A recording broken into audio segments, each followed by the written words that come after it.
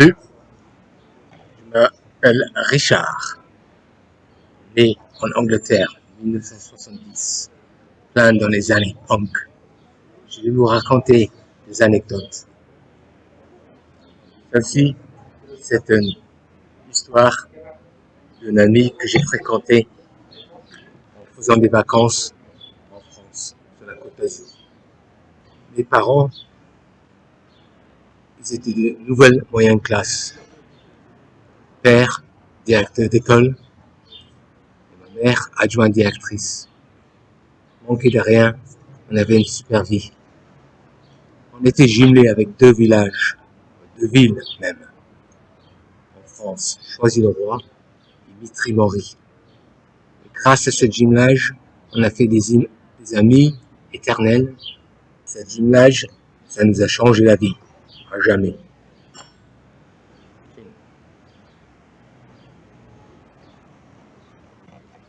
Chaque année, on descendait sur la Côte d'Azur, on fait des campings avec mes parents et ma sœur. À 14 ans, nous avons descendu, en passant par Seine-et-Marne pour voir notre famille d'accueil, du jumelage. Et au lieu que nous allons partir en faisant du camping, nous avons dit, vous pouvez avoir un appartement à Carqueiranne, sur la Côte d'Azur, à côté de Toulon. L'offre, c'était tellement magnifique, donc on n'a pas pu dire non. Donc, chaque été, après, par la suite, pendant 4 années d'affilée, on descendait dans le Var. C'était un appartement et un village super chic, petite port tranquille. Moi, j'allais à la plage, mes parents et ma sœur faisaient leurs choses. À la plage, j'ai rencontré plein de monde, beaucoup de minettes. Et un jour, il y avait un beau gosse, stylé, un copain. Il était tout seul allongé sur la plage. Donc, je voulais aller vers lui. J'aime pas être seul et j'aime bien tchatcher. On a passé l'après-midi au bord de mer, parlant. Je l'ai invité chez moi. J'ai oublié que j'avais 16 ans. Tant pis, mes parents sont assez libres d'esprit. Donc, on commence à boire l'apéro. On a tout canné dans la camionnette, dans le placard. Il y avait Ricard, bière, je sais pas quoi d'autre. Et on a bu. Et il est parti. Et après, je retournais à la plage. Je l'ai plus vu. Je me demandais qu'est-ce qui se passe. Après 2 semaines, il est revenu. Par contre, quand il est revenu, il avait 26 points à la tête, la gueule tout amochée. Putain, qu'est-ce qui t'arrive? Il m'a dit, quand j'ai sorti de chez toi, j'ai pris un camion. Putain, je sentais coupable. Donc, après les vacances, je l'ai invité chez moi. Encore une fois, j'ai oublié, j'avais que 16 ans, 17 à peine. Normalement, quand tu invites des gens, ils viennent pas. Au moins, ils te préviennent s'ils viennent. C'était pas le cas. Un jour,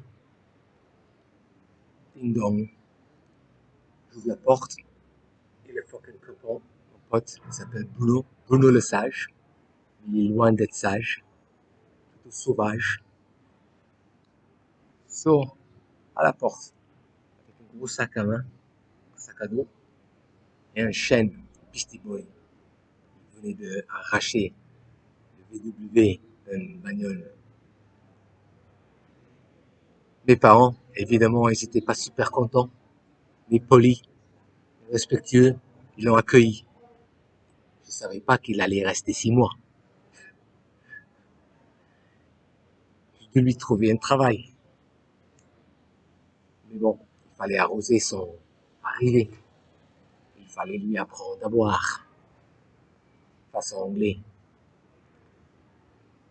Donc, on sort, on buvait des pints, Newcastle Brown Ale, c'est une bière forte, brune, et on boit ça avec des whisky, sec.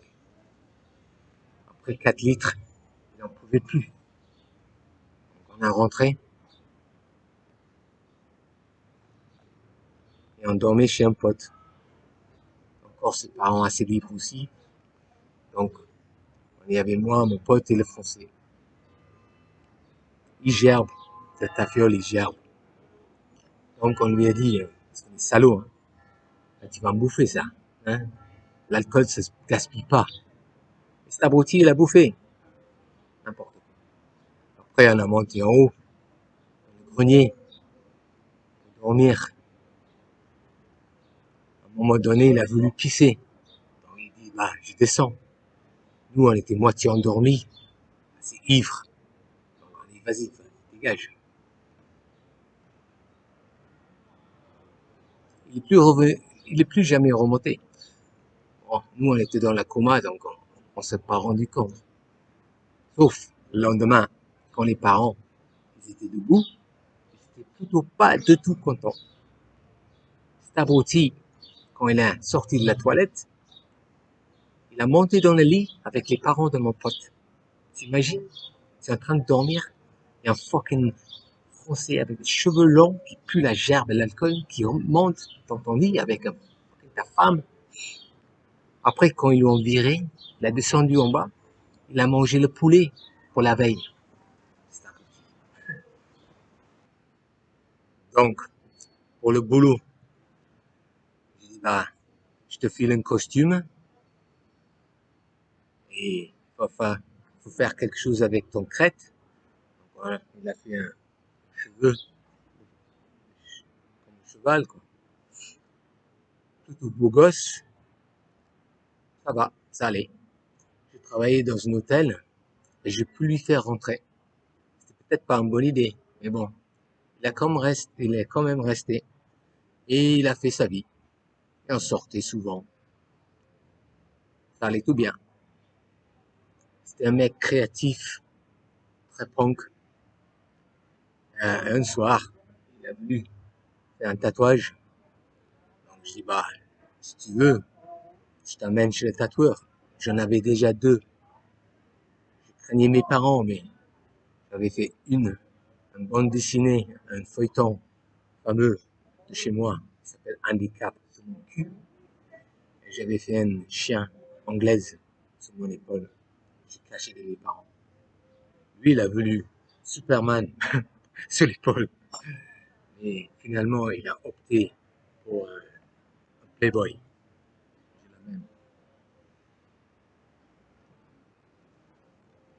Donc, il a resté et on a fait plein de conneries ensemble. Ça, c'est des histoires.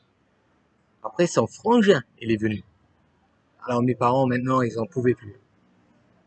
C'est 2 Français qui dorment dans ma piole. Son frangin, ça, c'est une autre histoire. En tout cas, il est reparti en France. Et quand j'avais 18 ans, quand j'ai fini l'école, au collège plutôt, j'ai trouvé un boulot à Trouville-sur-Mer, ma première saison. Donc j'ai dit au revoir à mes parents. Je savais que j'allais partir assez longtemps. Et je suis allé à Trouville. Et un jour, quand j'ai débarrassé la terrasse, il y avait des gens qui jouaient au foot sur la plage. Et je sais pas, il y a quelque chose. J'ai dit, je connais ce type. Alors j'ai appelé le type. Et il s'appelle Laurent. Je traînais avec lui quand j'étais avec Bruno sur la plage. Je ne revenais pas. Le monde est tellement petit quand on est en voyage. Donc, on a arrosé notre rencontre. J'ai emprunté quelques bouteilles de la cave. Bah, évidemment, le patron n'était pas de tout content. Et le lendemain, il m'a invité de quitter, viré. Donc, mon pote, il était déjà parti, mais je savais où il habitait. Donc, je suis sauté chez lui à Gargenville. Je crois que c'était 98.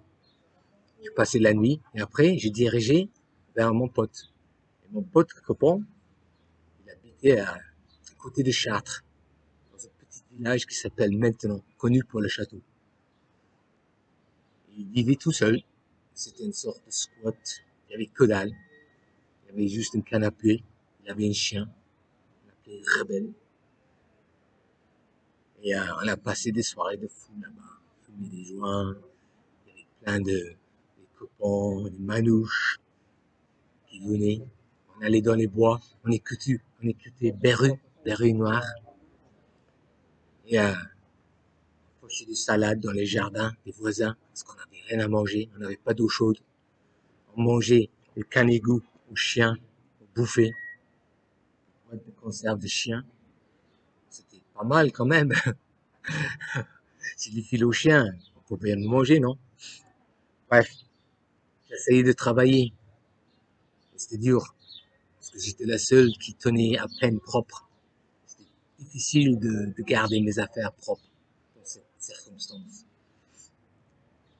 Après, le boulot, ça allait, plus ou moins.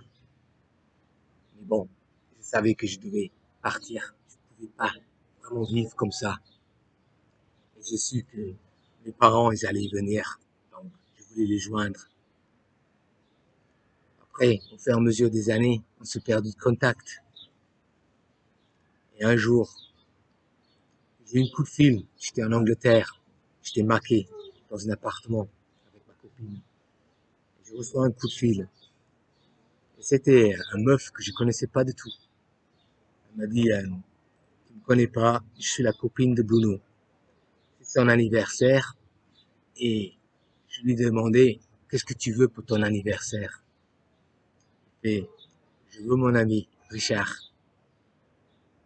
Donc, elle m'a dit, je te paye le billet d'avion et tu viens. Bah, évidemment, je suis allé tout de suite sur le champ. J'étais hâte à voir mon pote. Et elle m'a dit, écoute, ce qu'on fait, on va acheter un grand carton et tu caches dans le carton. On va lui faire une surprise. Donc, on a fait. Et puis, quand il était arrivé du boulot, je l'avais pas vu depuis 2, 3 ans. Il savait pas, je connaissais rien de lui. L'histoire, qu'est-ce qu'il a vécu pendant cette période. Et puis, quand il ouvre le cadeau, tadam, le couillon qui sort. Salut! Je l'embrasse. On a passé une bonne soirée avec les anciens potes gitans qui s'appellent David. Et puis après, ben voilà, hein, on a parlé de qu'est-ce qui lui est arrivé. En fait, il a touché le fond, il a fait du héroïne et tout. Et cette fille, sa copine, lui a vu dans la rue. Elle est tombée amoureuse de lui. Elle lui a ramassé. Et c'est une fille très bourgeoise de Versailles. Il est devenu son poupée quelque part. Il est devenu super chic. Son look, toujours un petit peu marginal, mais chic. Pas que bon. Je ne reconnaissais presque pas. Mais bon, il n'avait pas réellement changé. On reste en contact. Et malgré la distance et son travail, etc., j'ai plus trop de nouvelles.